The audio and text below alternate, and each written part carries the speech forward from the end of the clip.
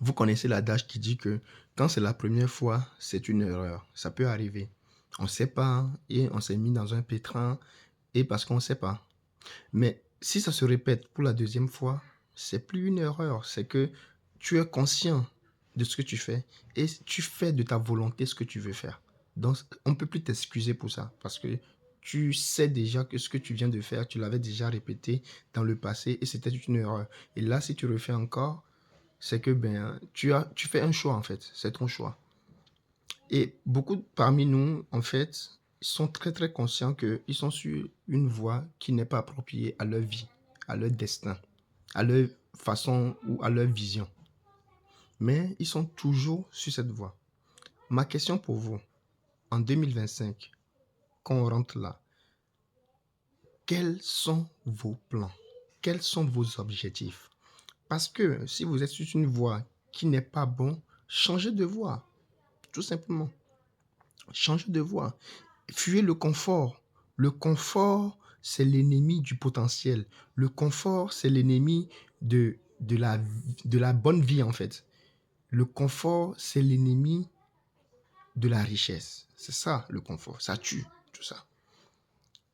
Toi, un enfant de pauvre, qui n'a rien, qui n'a pas de patrimoine, qui n'a pas d'entreprise, qui n'a pas de business, qui ne gagne pas d'argent, tu n'as pas le droit de rester dans le confort. Le confort absurde, en fait. Le confort absurde qui fait que tu restes chez toi à la maison, télévision, Netflix, popcorn, McDo. Confort, je veux rien foutre, je veux rien faire, je veux pas réfléchir sur ma vie.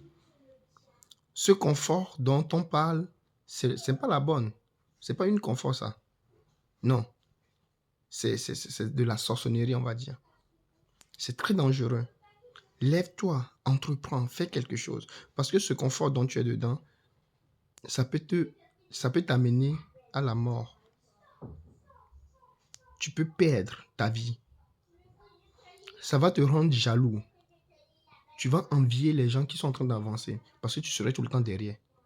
Tu serais tout le temps derrière des gens qui ont fui le confort et qui veulent réussir dans la vie.